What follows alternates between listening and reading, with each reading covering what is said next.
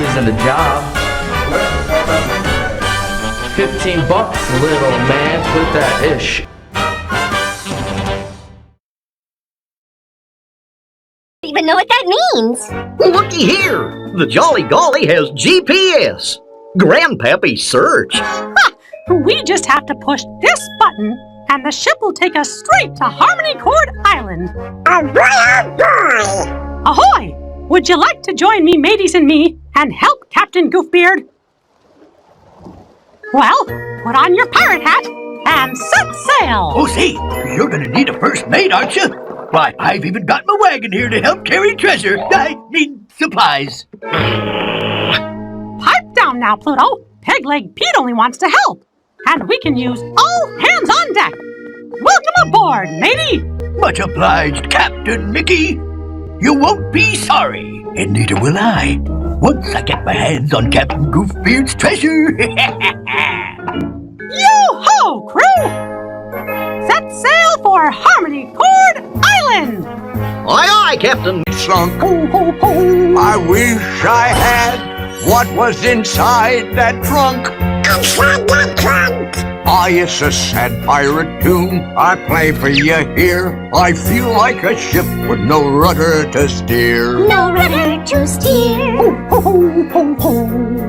I'm a pirate with no treasure, who's lost in a fog. Now old Captain Goofbeard's just a worthless sea dog. A worthless sea dog.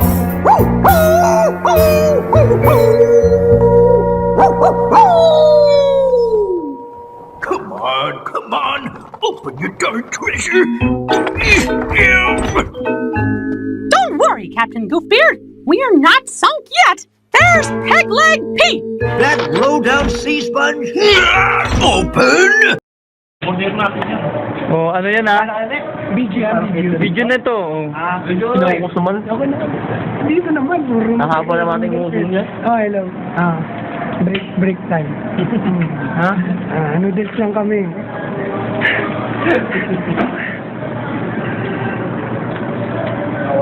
Papaiyayan naman Dito ang pagkain sa Saudi tingnan mo, pagkain sa Saudi, ito lang Yan, ang pagkain sa Saudi. Ni. Ano na?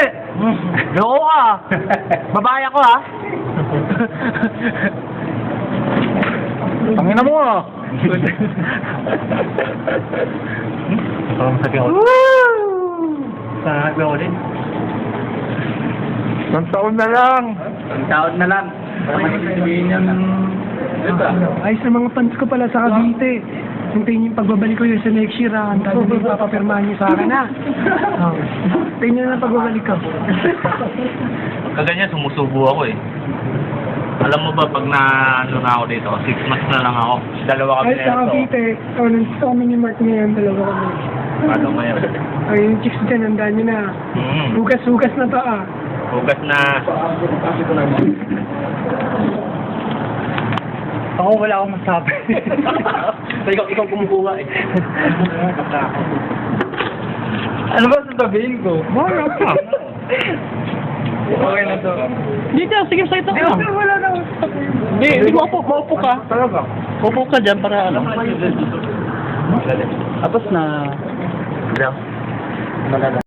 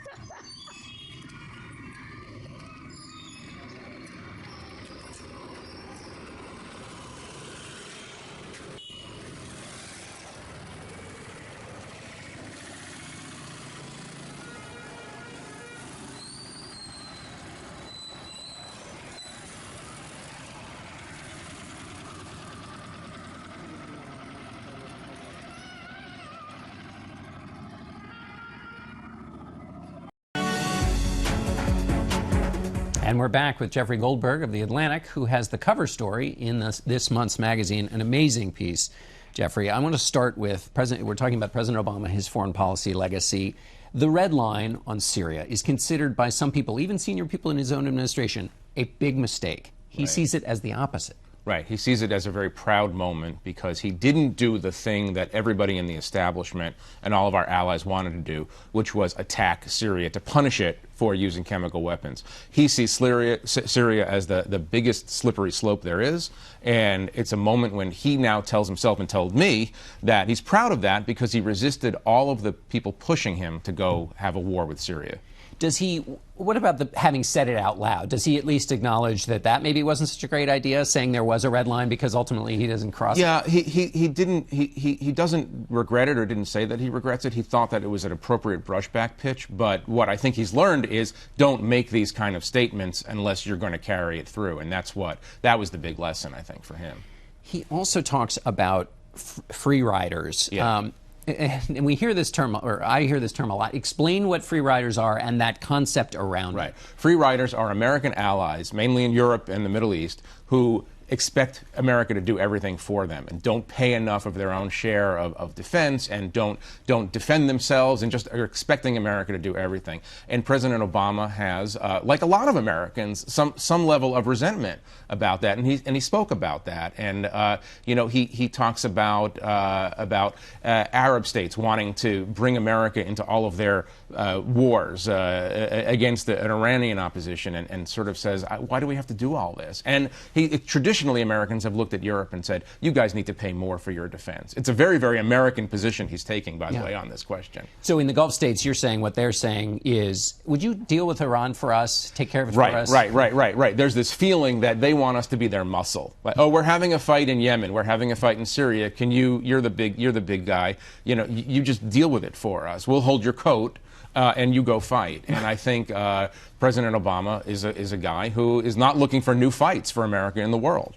Is that connected to another phrase? I feel like we're going through the phrases of the Obama foreign policy, but the leading from behind. Yeah, which is an unfair description of what he was trying to do in Libya. In Libya, this is precisely it. He said, you know what, we'll do this, but you, meaning Britain and France, this is your backyard, first of all, you got to do all the cleanup. We have the capability of bombing everything we need to bomb, but you got to do this. And he told me, and this was a matter of some controversy in the last couple of days, he told me that he doesn't think that Britain and France did enough in the follow-up. And has some disappointment about that. And of course, they don't like to hear that, but it's probably true.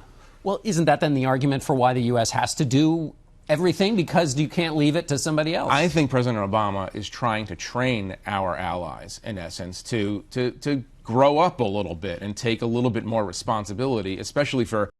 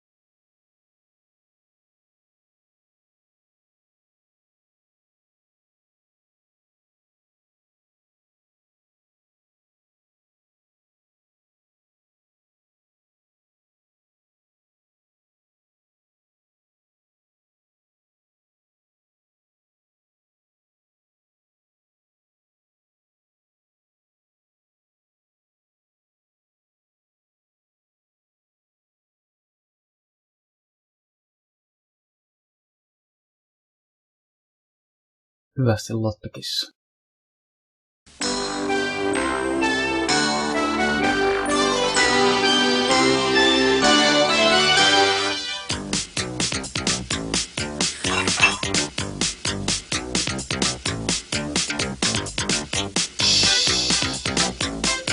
Everybody ready? To sing along. With Disney songs. A Disney sing-along. Now you at home can sing along with your favorite Disney song. We will play every note so you can sing along. Join right in, sing along with your favorite Disney song. Once you've heard every word, you'll want to sing along. But I don't know all the songs. We'll make sure you can't go wrong. Sing along, one and all, follow the dancing ball. You'll find out before you're done. Music's fun for everyone. Join right in, sing along with Disney sing-along song.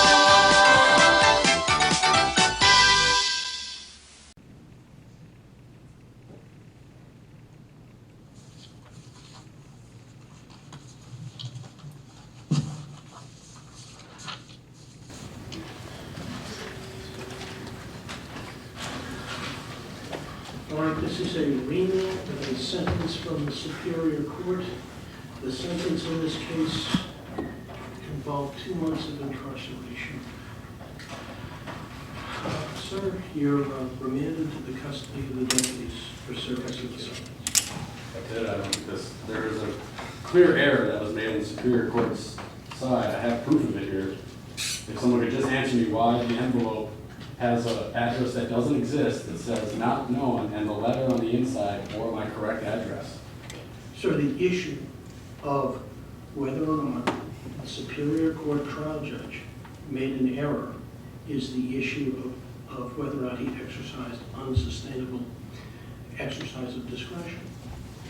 That is only reviewable by the Supreme Court. It's not reviewable by another trial judge. I do not have the legal authority based upon that to deal with the matter. As a consequence of that, the only issue is to place you into the custody of the deputies.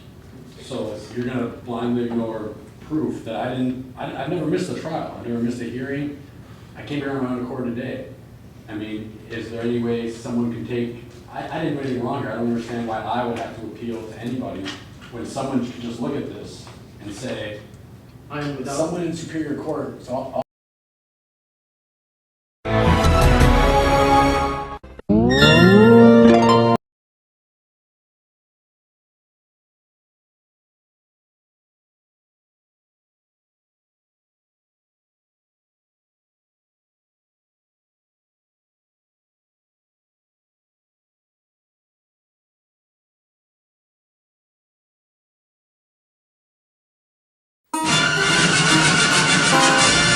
You need money for the meter, money for the toll. Don't turn on the heater, daddy's on the dole. They tell me that the devil pays good money for your soul. We don't got no dough.